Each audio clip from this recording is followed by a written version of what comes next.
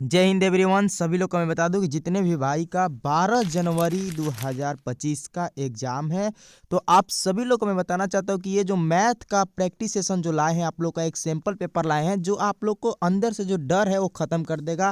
क्योंकि किस लेवल का 12 तारीख के एग्जाम में आप सभी लोग को मैथ से प्रश्न पूछे जाएंगे, आज आप लोग को पता भी चल जाएगा।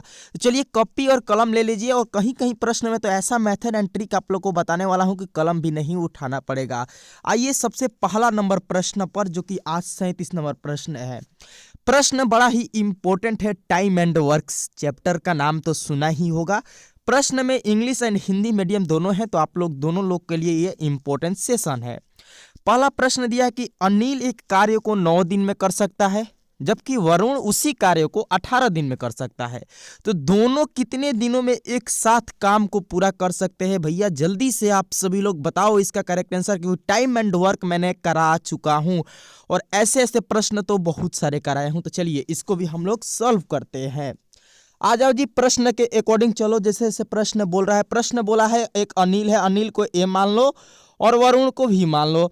अनिल 9 दिन में काम करता है, वरुण 18 दिन में काम करता है। दोनों का एलसीएम लगो तो 18 हो जाएगा, क्योंकि एलसीएम लेकर देख सकते हो। ठीक है, तो यहाँ पर इसकी कार्य करने की क्षमता 2 है और इसकी 1, क्योंकि 18 में 9 से भागा दीजिएगा तो 2 बार में कट जाएगा।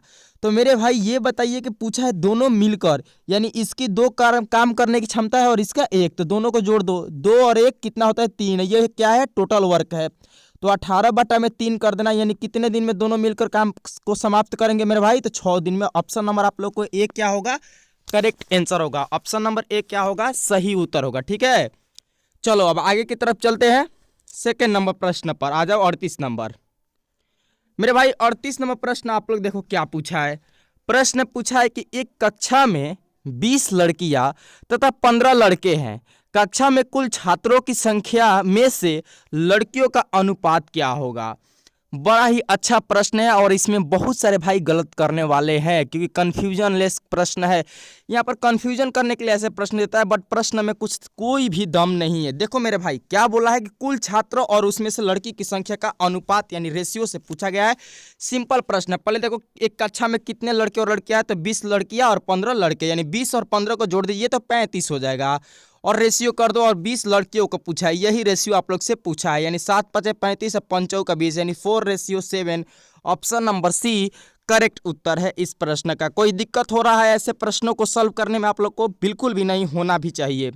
अगला प्रश्न आ जाओ, परसेंटेज नहीं, यहाँ पर simple interest, one of the most important questions for Agniveer all test and TA army special.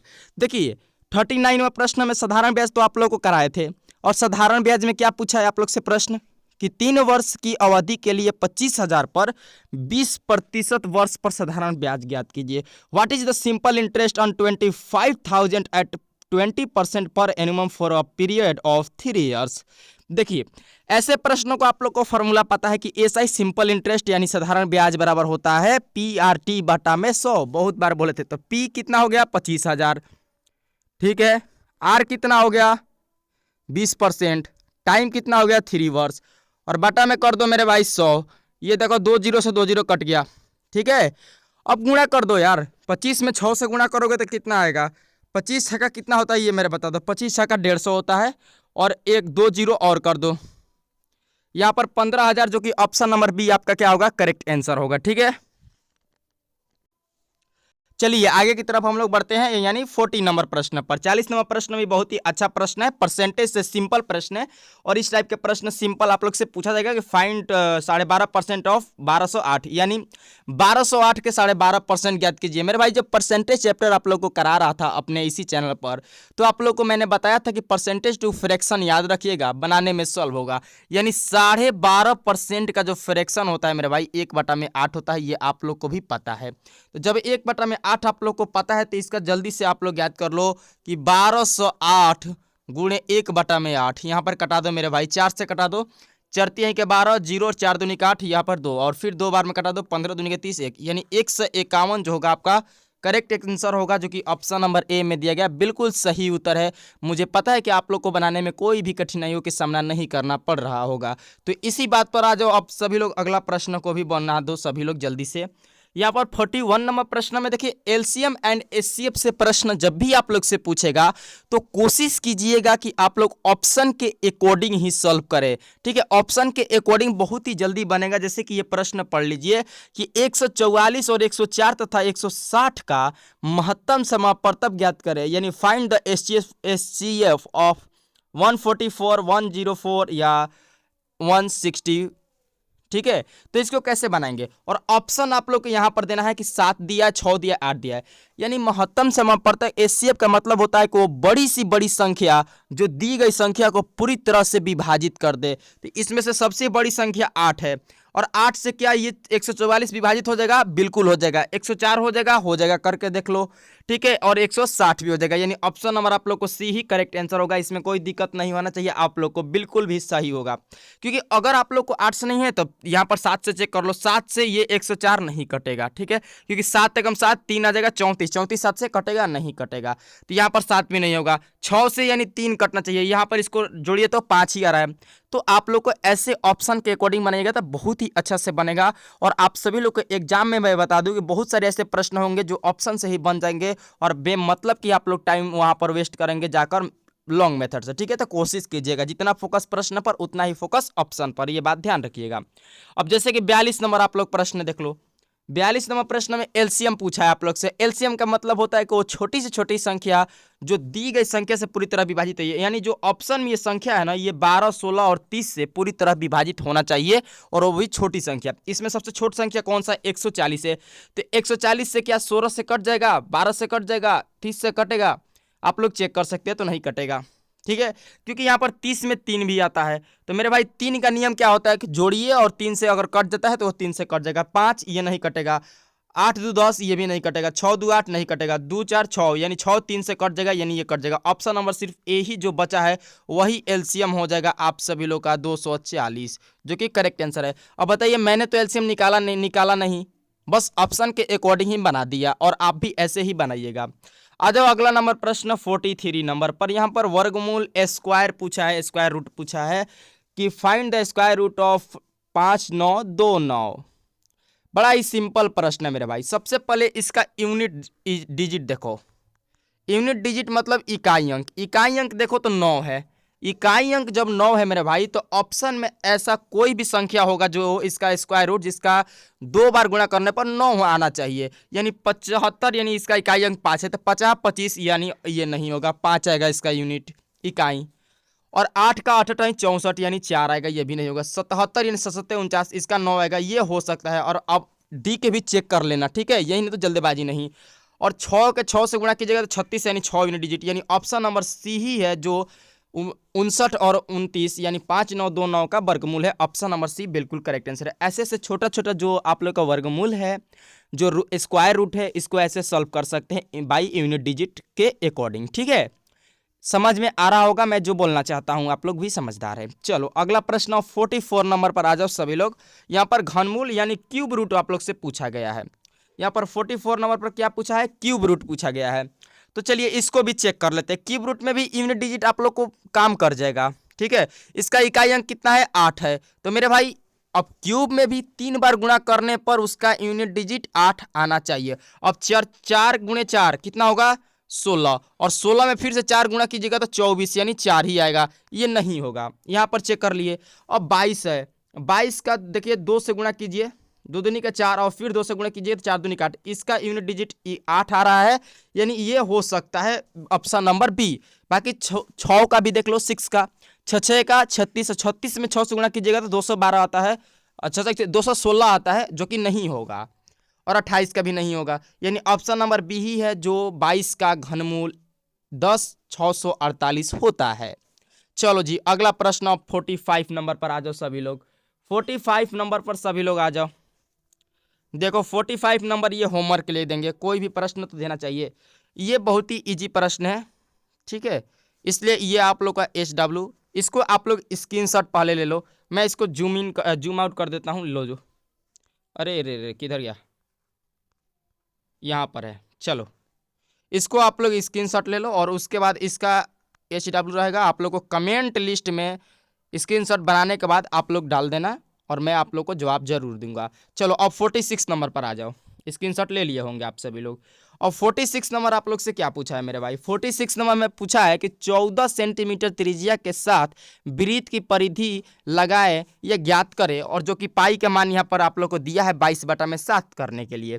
तो मेरे भाई आप लोग को भी पता है जो वृत्त का परिधि होता है ना 2πr होता है, कितना होता है 2πr होता है, यानी 2 × 22/7 गुणे यहाँ पर 14 हो जाएगा। 7 दूनी का 14, ये बताइए कि 22 दूनी का 44 दूनी का 88, जो कि ऑप्शन नंबर सी क्या होगा, करेक्ट आंसर होगा। इसमें कोई दिक्कत नहीं होना चाहिए, ठीक है। चलो अब आगे चले हम लोग। जहां पर भी आप लोग को दिक्कत हो रहा है कमेंट लिस्ट बना हुआ है उसका यूज कीजिए, ठीक है। मैं हर भाई का हर किसी को रिप्लाई देने के लिए आई एम रेडी। चलिए अगला प्रश्न 47 नंबर पर आ जाओ सभी लोग। 47 नंबर दिया है कि यदि 7 मीटर कपड़े का मूल्य 294 है तो 5 मीटर कपड़े का मूल्य ज्ञात कीजिए। बड़ा ही सिंपल प्रश्न है और आप लोग को ऐसे ऐसे प्रश्नों को बनाने में थोड़ा सा भी तकलीफ नहीं होगा, ठीक है। चलिए अब इसको कैसे बनाते हैं, देखिए यहाँ पर 294 कितने मीटर कपड़ों का दाम है, तो 7 मीटर के, यानी 7 से भागा कर देना है। और पूछा कितना है, तो 5 मीटर का, तो यानी 5 से गुणा कर दो मेरा भाई, ये 7 से कट जाएगा। 7 का 28 और 7 दूनी का 14, यानी 42 × 5 कितना होता है मेरा भाई, देख लो 42 गुणे जो 5 होगा, 5 दूनी का 10 और 5 का 20, 1 21, यानी 210 होगा। और ऑप्शन नंबर ए आप लोग का बिल्कुल करेक्ट आंसर हो जाएगा। इसमें कोई भी दिक्कत नहीं होना चाहिए आप सभी लोग को। मुझे पता है बहुत ही सिंपल प्रश्न यहाँ पर पूछा गया था। तो आ जाओ इसके अगले प्रश्नों को भी बड़ा ही अच्छे से सभी लोग सही उत्तर बता देना। चलो यहाँ पर 48 नंबर प्रश्न में टंकी वाला प्रश्न पूछा गया और पूछा जाता है आप लोग से, तो कन्फ्यूजन नहीं होना है। अगर फॉर्मूला याद है तो बड़ा ही सिंपल बना लेंगे कि एक बंद बेलनाकार टंकी जिसकी त्रिज्या 7 सेंटीमीटर है, ठीक है, और उसकी ऊंचाई जो है 3 मीटर है, और इसे धातु की चादर से बनाया गया है, तो धातु की कितनी चादर आवश्यकता होगी। यानी इसका मतलब कि आप लोग से सीधे सीधे पूछ रहा है इसका क्षेत्रफल बता दो, ठीक है। ये चादर वाला कंफ्यूजन के लिए बोला है। जो जितना चादर लगेगा यानी क्षेत्रफल, जितना क्षेत्रफल होगा बेलन का उतना ही तो चादर लगेगा। ये तो आप लोग को माइंड में सेट होना चाहिए। तो जो बेलनाकार जो टंकी है, जो बेलन का जो क्षेत्रफल होता है, एरिया होता है मेरे भाई, ये तो आप लोग को पता होना चाहिए कि 2πr × L/r+h होता है। मतलब कि इसको स्क्रीनशॉट ले लेना, इसका फॉर्मूला को अगर याद नहीं है तो 2πr × r+h, ये होता है आप लोग का फॉर्मूला बेलनाकार, या बोल सकते हैं बेलन का या सिलेंडर का एरिया त्रिज्या। अब इस पर वैल्यू पुट कर दो यार, जो जो दिया है 2 × 22/7, ठीक है। आर दिया है आप लोग को 7 मीटर, और फिर इधर कर दो 7 + 3, ठीक है, क्योंकि ऊंचाई 3 मीटर दिया है। 7 से 7 कट गया और ये 7 3 10 हो गया, 22 दूनी का 44 और 10 गुणा कर दो, यानी 440 मीटर स्क्वायर हो जाएगा, जो कि ऑप्शन नंबर आप लोग को बी क्या होगा, बिल्कुल सही उत्तर होगा, ठीक है। कोई दिक्कत इसमें बिल्कुल भी दिक्कत नहीं होना चाहिए। तो इसके अगले प्रश्नों को आप लोग सॉल्व करो। 49 नंबर प्रश्न कि प्रश्न पूछा है कि एक वर्गाकार पार्क का क्षेत्रफल ज्ञात करें जिसका परिमाप दिया है 320 मीटर, यानी पेरीमीटर कितना दिया है, 320 मीटर दिया है। पेरीमीटर कितना दिया है, 320 मीटर। तो ऐसे प्रश्नों को बनाने में कोई भी तकलीफ नहीं होना चाहिए, क्योंकि वर्ग का जो आप लोग का परिमाप होता है, पेरीमीटर होता है 4 × भुजा, यानी भुजा का मान लो ए बराबर 320 दिया है, यानी जो भुजा आप लोग का यानी जो साइड निकलेगा वो कितना, 8 × 4 = 32, 80 हो जाएगा। और पूछा है क्षेत्रफल एरिया, और एरिया जो होता है वर्ग का ए स्क्वायर होता है, यानी 80 का स्क्वायर कर दो, 8 × 64 पर 00, यानी 6400 जो होगा आप लोग का करेक्ट आंसर होगा ऑप्शन नंबर सी, बिल्कुल सही उत्तर है। कोई भी दिक्कत नहीं होगा इसमें। चलो अगला प्रश्न 50 नंबर और आज का लास्ट प्रश्न है। चलो यहीं पर हम लोग स्टॉप करेंगे, इसको जल्दी से सभी लोग सॉल्व करो कि 640 का 87.5% ज्ञात कीजिए। चलिए ज्ञात कीजिए सभी लोग जल्दी से इस प्रश्न को, लास्ट प्रश्न है और 15 प्रश्न ही आप लोग को मैथ का पूछा जाता है, और आप लोग बिल्कुल बनाएंगे, इसमें कोई दिक्कत नहीं है। देखिए 640, ठीक है, और यहाँ पर कितना परसेंट पूछा है, 87.5/100, ठीक है। और ये दशमलव हटाइएगा तो 1 0 और आ जाएगा, और 1 0 से 1 0 ये कटा दो। अब देखो मेरे भाई, या तो आप लोग गुणा कर सकते हैं, या आप लोग डिजिटल सम आप लोग को नंबर सिस्टम में कराए थे डिजिटल सम, तो डिजिटल सम से आप लोग इससे बना सकते हैं। जैसे कि मैं कहना क्या चाहता हूँ, डिजिटल सम 6 4 10, 10 का 1 हो गया, गुणे 8 5 कितना होता है, 8 और 5 कितना होता है, 13, 13 7 20, 20 यानी 2 और 2, जिसका डिजिटल सम इस ऑप्शन में 2 आएगा वही सही उत्तर होगा। यानी 6 5 11, 11 + 2, यानी यहाँ पर 2 आ गया। 5 3 8 ये नहीं होगा, 5 4 9 ये तो कट गया, ये भी नहीं होगा, 8 5 13 यानी 4 ये भी नहीं होगा। यानी ऑप्शन नंबर सिर्फ ए ही है जिसका डिजिटल सम 2 आ रहा है, तो यानी ऑप्शन नंबर ए आप लोग का करेक्ट आंसर होगा। ये तो आप लोग बाई डिजिटल सम से बना दिए, और नहीं तो आप लोग ऐसे बना सकते थे 640 गुणे 87.5 बटा में 100 गुणे 10 कर दो, क्योंकि डेसिमल हटेगा तो 1 जीरो से 1 जीरो कटा दो, और इसको करोगे तो गुणा करोगे 64 में और 875 में, तो 56,000 आएगा, और बाटा में 100 से भाग कीजिएगा, 2 जीरो से 2 जीरो कटेगा, और 5600 जो होगा आप लोग का करेक्ट आंसर, जो कि ऑप्शन नंबर ए सही उत्तर होगा। डिपेंड ऑन यू कि आप कैसे बनाएंगे। मैं कोशिश करूंगा आप लोग को बताना चाहता हूँ कि जहां पर डिजिटल सम लगेगा ना वहां पर लगा लेना। कुछ नियम है डिजिटल सम का जो आप लोग को कराए थे, आप लोग जाकर चैनल पर कर सकते हैं। नीचे जब भी एक आए ना तो आप लोग डिजिटल सम बना लेना भट्टा में, ठीक है, और वहां पर बन जाएगा बहुत ही इजी से। चलिए, आप लोगों को कैसा लगा ये सेशन जो मैथ का टी आर्मी के 12 जनवरी को जाने वाले हैं एग्जाम देने, उन लोगों से पूछना चाहता हूं, तो कमेंट लिस्ट में अपना फीडबैक दीजिएगा। बट जो मैं प्रश्न SW के लिए दिए हैं उसको सॉल्व करके जरूर बताइएगा। चलिए, ज़्यादा से ज़्यादा शेयर कीजिएगा। जो जो 12 जनवरी को जा रहे हैं एग्जाम देने उन लोगों के लिए बहुत ज़्यादा जरूरी है कि ये प्रैक्टिस करें मैथ का, क्योंकि 15 प्रश्न, बहुत सारे 15 प्रश्न जो है एक सिलेक्शन की ओर आगे बढ़ा देगा। इतना मैथ का इंपॉर्टेंट सेशन है। चलिए, मिलते हैं आप लोग से नेक्स्ट क्लास में। जय हिंद, जय भारत।